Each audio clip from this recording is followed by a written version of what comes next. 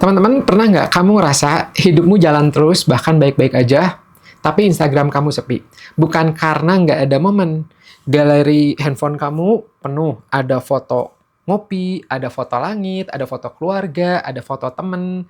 Tapi nggak tahu kenapa, tangan tuh rasanya berat banget untuk ngepost. Terus suatu hari, kamu buka sosmed, lihat orang lain rajin update. Lagi makan apa, lagi di mana, sama siapa.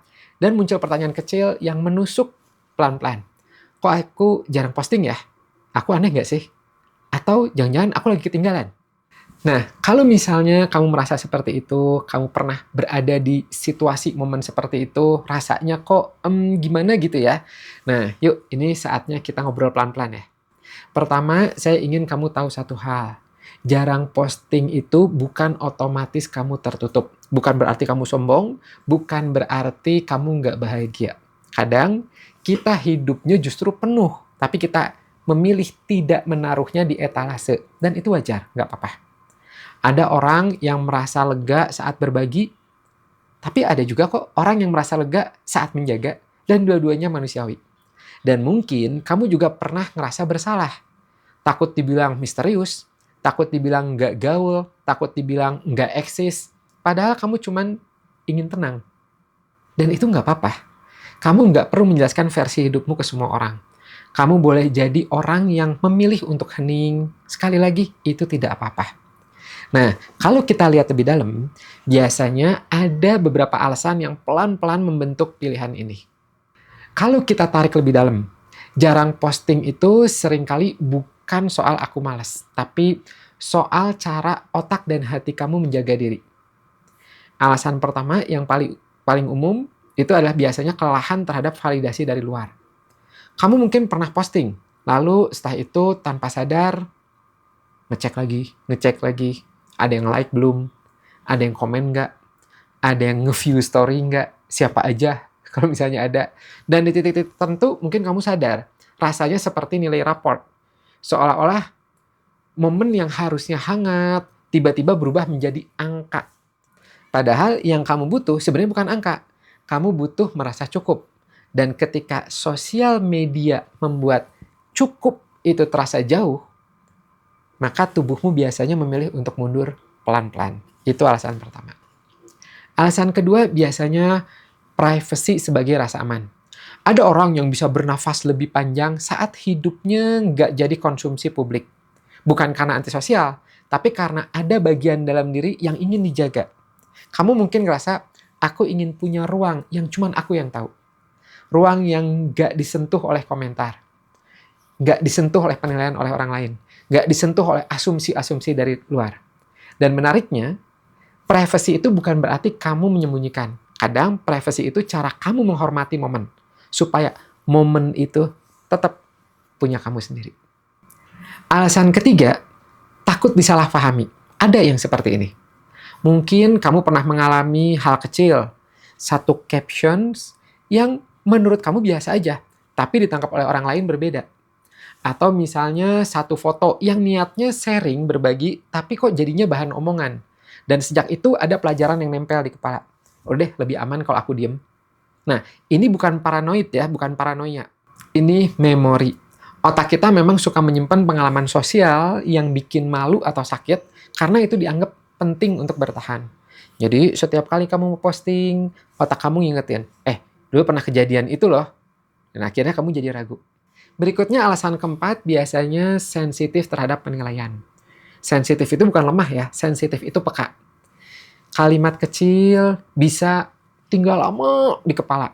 Komentar bercanda bisa jadi rasanya tuh kayak jarum halus yang menusuk.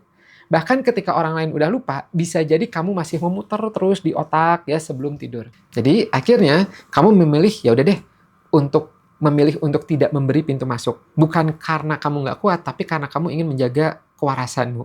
Dan itu sekali lagi itu tidak apa-apa. Alasan kelima, ada juga yang ingin hadir di momen tertentu. Ada perbedaan antara orang yang mengalami dan yang membuktikan. Sosial media kadang membuat kita merasa kalau nggak diposting, kayaknya nggak terjadi. Pernah ngalamin seperti itu? Padahal hidup yang paling nyata justru sering terjadi ketika tidak ada saksi, tidak ada siapapun. Saat kamu ketawa tanpa kamera, saat kamu menikmati makan tanpa sudut yang sempurna, saat kamu duduk bareng orang yang kamu sayang, dan kamu benar-benar ada di situ, bukan sibuk memilih filter yang mana. Nah, saya suka analogi sederhana, hidup itu seperti rumah. Dan rumah yang sehat biasanya punya pagar. Pagar itu bukan berarti kamu benci tetangga. Pagar cuma tanda bahwa ada ruang yang kamu jaga. Ada pintu yang kamu pilih kapan pintu itu dibuka. Ada tamu yang kamu pilih siapa yang boleh masuk, siapa yang ya sudah nggak usah, kami sedang ingin sendiri. Nah, di titik ini pertanyaannya jadi lebih halus. Yang kamu hindari, nggak posting, ya, itu apakah kamu menghindari orang lain atau rasa tidak aman di dalam diri kamu sendiri? Karena jarang posting bisa jadi pilihan sadar.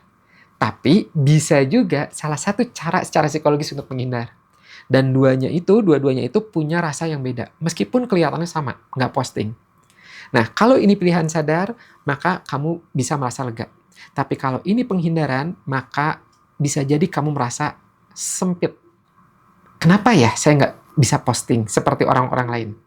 Nah, setelah kamu paham akarnya, baru kita bisa pelan-pelan belajar cara tetap sehat di dunia yang penuh suara ini, yang bising ini, di media sosial yang ramai sekali. Nah, kalau kamu ngerasain ini juga, tujuan kita bukan supaya kamu jadi rajin posting. Bukan. Tujuan kita supaya kamu lebih jujur, lebih utuh, dan lebih tenang. Apapun pilihan yang kamu pilih. Langkah pertama, coba cek motivasi sebelum memutuskan. Sebelum jari kamu pencet, upload, unggah, tanya pelan-pelan ke diri sendiri. Aku ingin apa ya? Apakah aku ingin terhubung dengan sosial? Apakah aku ingin diakui? Atau aku cuman ingin berbagi kabar baik?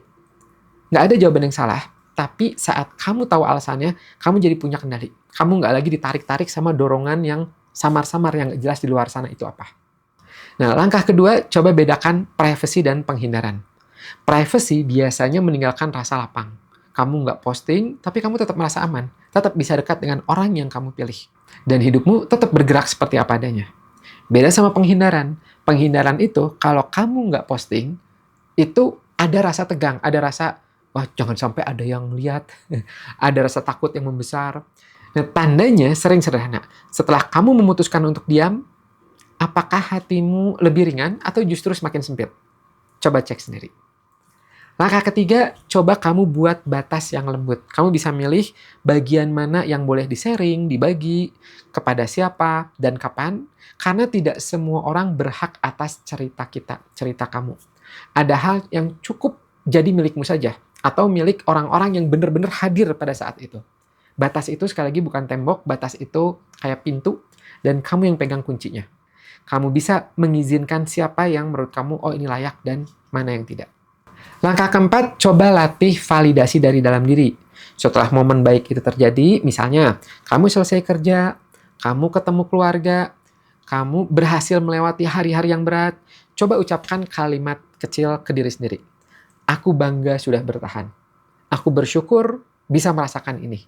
Tanpa saksi, tanpa tepuk tangan.